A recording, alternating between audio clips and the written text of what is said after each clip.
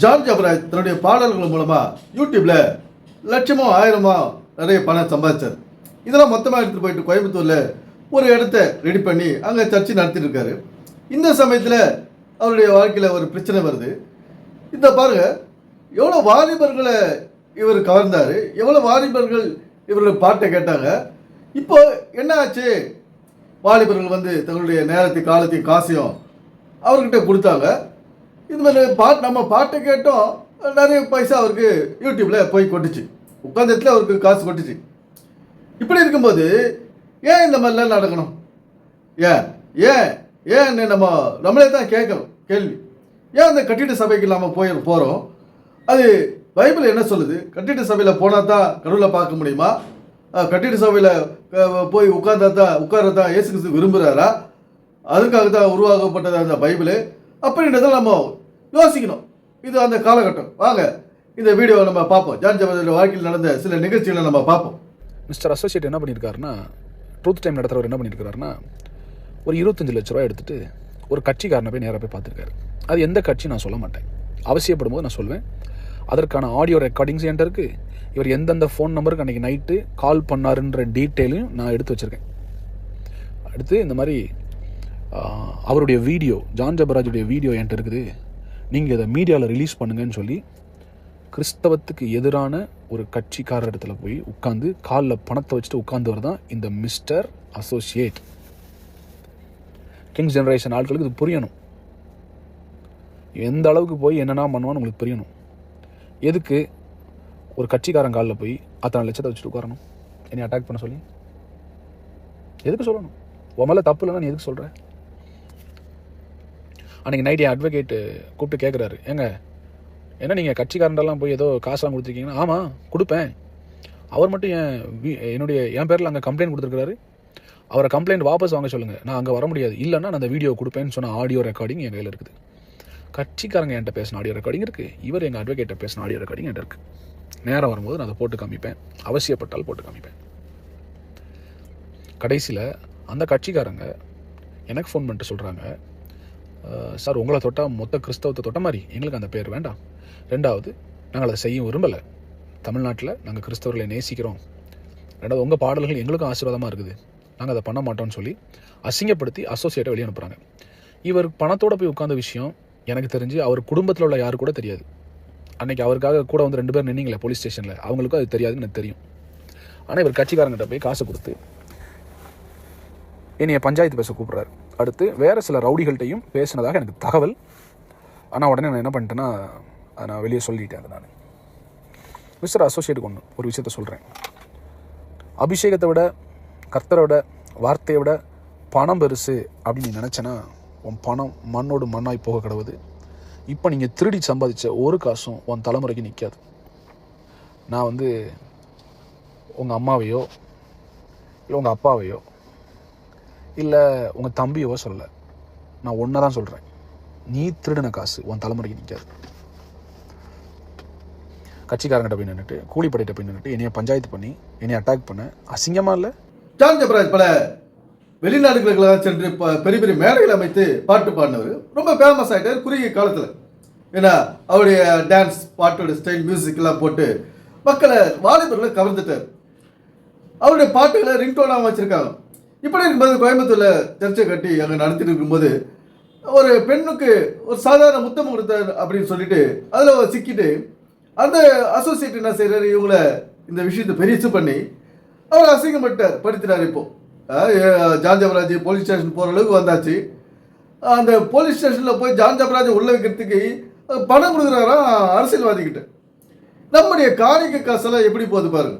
நீங்கள் போய் காணிக்கை கொடுக்குறீங்க, நம்ம போய் காலகாலமாக காணிக்கை கொடுக்கணும், கடவுளுக்கு காணிக்கை கொடுக்க சொல்லிட்டாரு, சர்ச்சின்னு இருந்தால் காணிக்கை கொடுக்கணும், நம்ம தசமபாகம் கொடுக்கணும். அந்த விதவை வந்து 2 காசு போடும்போது கிறிஸ்து அவங்கள என்கரேஜ் பண்ணாரு, நீங்கள் அந்த விதவை தான் அதிகமாக போட்டாங்கன்னு, அதனால் நம்ம காணிக்கை போகிறது ரொம்ப முக்கியம், தசமபாகன்றது ரொம்ப முக்கியம் அப்படின்னு சொல்லிட்டு நம்ம ஒரு கட்டிட சபையில் கொண்டு போய் காசுகளை கொட்டின்னு இருக்கோம். இப்போ ஒரு சின்ன பிரச்சனையால் ஜான் ஜபராஜோட காசெல்லாம் வீணாக போச்சு. மக்கள் ஜான் ஜபராஜுக்கு கொடுத்த காணிக்கைகளால் வீணாக போச்சு. இந்த மாதிரி தான் ஒவ்வொரு சபையிலும் நடந்துங்குது. டிபிஎம் வந்து எந்த பிரச்சனையும் நடக்குதுங்க, அங்கே பண நஷ்டமே வரல.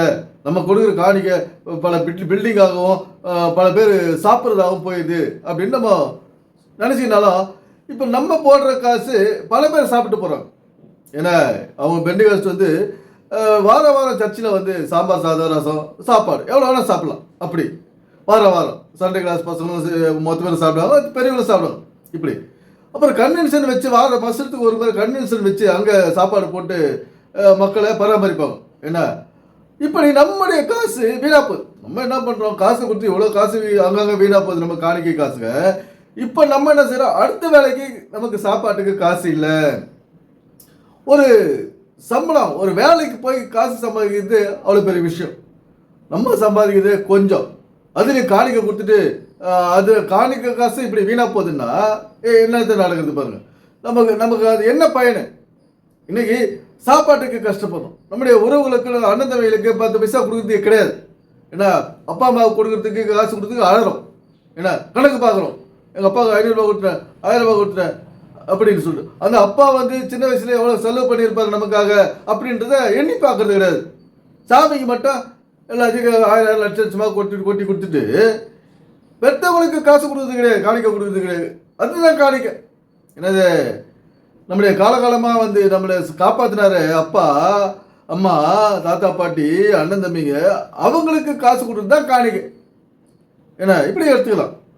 ஆனால் நம்ம என்ன செய்கிறோம், ஒரு கட்டிட சபையில் போய் கொடுத்தா தான் காணிக்கை அப்படின்னு சொல்லிட்டு கட்டிட சபையில் போய் காணிக்கை கொடுத்துட்டு வீட்டில் வந்து சண்டை போட்டுக்கணும். அண்ணன் தம்பிகளுக்குள்ள சண்டை, அப்பா அம்மாவுக்குள்ள சண்டை, காசு கொடுக்குறது கிடையாது, ஒரு மருத்துவ செலவு பார்க்கறது கிடையாது.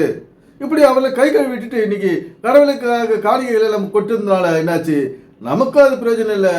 அந்த காசெல்லாம் வீணாக தான் போகுது. நம்ம எதிர்காலத்துக்கு எடுத்து வைக்கிறது பைபிள் தசமபாகன்றது எதிர்காலத்துக்கு எடுத்து வை. உங்கள் அப்பா அம்மாவுக்கு உடம்பு செலவு போவோம், உங்கள் அப்பா அம்மா மறிச்சிடுவாங்க, அவங்களுக்காக நீ காசு சேர்த்து வை. அவங்கள அடக்கம் பண்ணுறதுக்கு காசு வேணும், அவங்களுக்கு சாப்பாட்டுக்கு காசு வேணும், அது நீ சம்பளமாக சேர்த்து வை எதிர்காலத்துக்கு. அதுதான் சொல்லுது பைபிள். கட்டிட சபையில் அது இம்பார்ட்டன்டே கொடுக்கறது கிடையாது.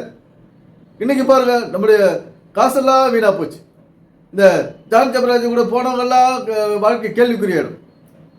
பைபிள் வந்து இதெல்லாம் விரும்புறதே கிடையாது. நீ பாட்டு கூத்து பண்ணினே டான்ஸ் ஆடினாரு, மணிக்கணக்கில் ஒருத்தர் பிரசங்கம் பண்ணுவார், அதை நீ 4 கணக்கில் கேட்டு இருக்காது.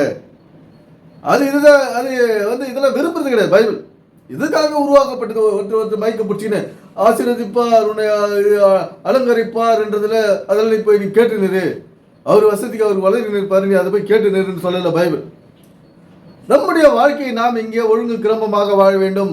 ஒவ்வொரு வேலைகளை நாம் சரியாக செய்ய வேண்டும். அன்றாட வேலைகளை சரியாக செய்ய வேண்டும். பிள்ளைகளுக்கு செய்ய வேண்டிய கடமைகள், பெற்றோருக்கு செய்ய வேண்டிய கடமைகள், கணவன் மனைவிக்கு செய்ய வேண்டிய கடமை, மனைவி கணவனுக்கு செய்ய வேண்டிய கடமை, இப்படி இதெல்லாம் நம்ம சரியாக செய்யணுமா? அதை சரியாக செய்யறது தான் பைபிள். அதுதான் பெஸ்ட். இன்னைக்கு நம்ம சரியாக செய்யறது கிடையாது. பல விதத்தில் நம்ம சிந்தனை செதறி போகுது. ஏன்னா கடவுள் பைபிள் கடவுளை பற்றி இயேசு கிறிஸ்து பற்றி சொன்னோன்னே இயேசு கிறிஸ்துக்காக நம்ம நன்றி நேரத்துக்கு நாட்களை விரயம் பண்ணும் பொழுது அதுதான் கர்த்தருக்கு பிரியும் பொழுது ஞாயிற்றுக்கிழமை அடிச்சு பிடிச்சி ஓடி அங்கே சட்டியில் உட்காந்து வந்துட்டு இங்கே அரைமுறையாக சாப்பிட்டுட்டு ரெஸ்ட் எடுக்காது. மறுநாள் திங்கக்கிழமை ரொம்ப டயர்டோட எழுந்து ஓடி இது மாதிரிலாம் வியாதி வர்றது தான் இங்கே நன்னுங்கிற வேலை. அதுதான் நம்ம யோசிக்கணும். இதெல்லாம் செய்து தான் நம்ம கர்த்தருக்கு பிரியமானது, பைபிள் இதை தான் சொல்லுதுன்னு நம்ம யோசிக்கணும். ஆனால் பாருங்க, அது கிடையாது. வியாதியிலிருந்து உன் சரீரத்தை காத்துக்கொள், அதுக்கு தான் ஓய்வு நாள். உழைக்கும் உடம்புக்கு 6 நாள் உழைக்கும் உடம்புக்கு 1 நாள் ஓய்வு கொடு. அடுத்த 6 நாள் அது ஒழுங்காக வேலை செய்யும். அப்புறம் கண்ணு போச்சு, காது போச்சு, இட்னி வேலை இழைச்சிட்டேன், வாயில் இருக்கிற பல்லு கொட்டி போச்சு, காது கேட்கல, இவ்வளோ பிரச்சனை வருது. கிறிஸ்துவனுக்கு எதுவும் வரதில்லை. அப்படில்ல ரொம்ப பகுத்தறிவு புத்தக பைபிள். பகுத்தறிவோடு சிந்திச்சு நாம் செயல்படணும். இனிமேலாவது இது வரைக்கும் எப்படியோ போச்சு, எவ்வளோ காலங்கள் காசு விரயமாக போச்சு.